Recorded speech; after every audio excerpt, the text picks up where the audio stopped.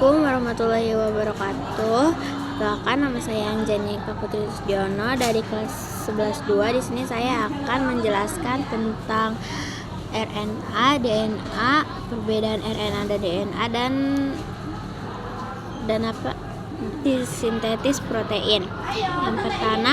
Yang pertama ada RNA. RNA adalah bagian sel dengan banyak fungsi. Berbagai jenis RNA terlibat dalam berbagai proses seluler. Fungsi utama RNA antara lain memfasilitasi translasi DNA menjadi protein, berfungsi sebagai molekul adaptor dalam sintetis protein.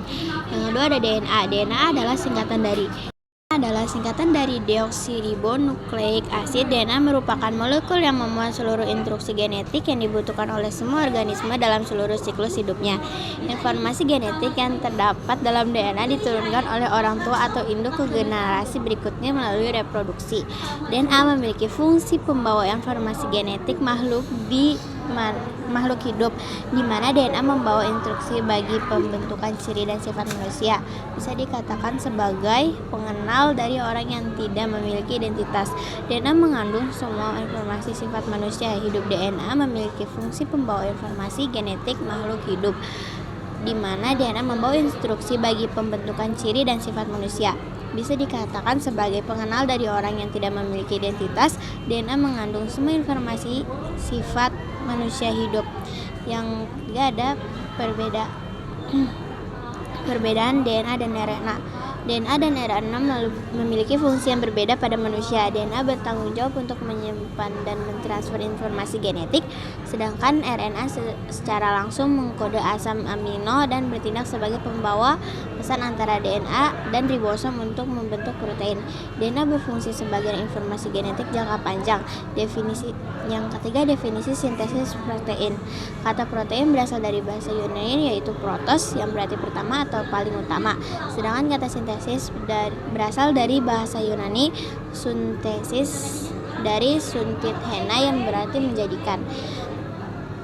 Jadi, sintetis protein adalah proses pembentukan molekul protein dengan melibatkan sintetis asam amino yang terjadi dalam nukleus dan ribosom. Sel yang diatur oleh DNA dan RNA seperti dikutip dari Biology Dictionary.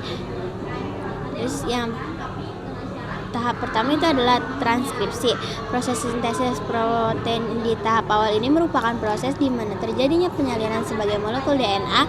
Penyalinan ini dilakukan karena lokasi DNA ada di nukleus, sementara proses pembentukan protein yaitu di ribosom yang terletak pada sitoplasma. Dikarenakan DNA tidak mampu bergerak sendiri ke ribosom, maka DNA butuh penggerak yaitu RNA polimerase mRNA untuk mendatangi DNA, menyalin kode genetik atau membuat cetakan lalu memindahkan salinan DNA tersebut ke ribosom.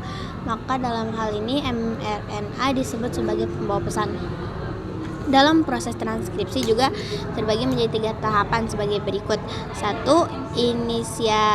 Inisiasi RNA polimerase memecah sebagai molekul DNA yang berisi segmen berupa gen. Dalam gen terdapat bagian ujung yang disebut promoter dan terminator. RNA polimerase akan bergerak dari bagian terminator ke promoter untuk memecah DNA. Jika RNA polimerase telah berhasil di bagian promoter, maka proses inisiasi ini selesai.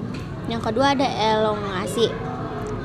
Proses ini yaitu saat RNA polimerase kembali ke terminator setelah mencapai promoter sehingga terbentuklah mRNA yang akan menyalin kode genetik pada DNA. Yang ketiga ada terminasi. Proses terakhir transkripsi yaitu ketika untaian mRNA telah sampai terbentuk dan lepas dari DNA untuk pergi ke ribosom.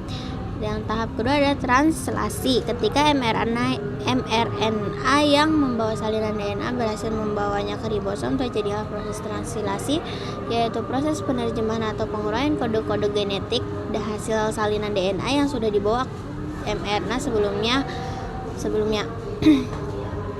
Kode genetik ini akan menghasilkan polipeptida sebagai penyusun protein.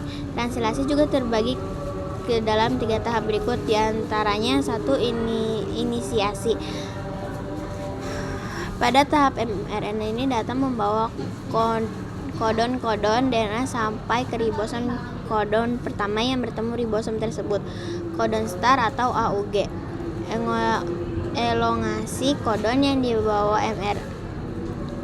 yang kedua ada elongasi. Elongasi kodon yang dibawa mRNA akan diuraikan atau diterjemahkan menjadi asam amino, kemudian masing-masing digabung dengan tRNA membawa asam amino untuk menyusun protein, sehingga gabungan tersebut akan membentuk rantai polipeptida.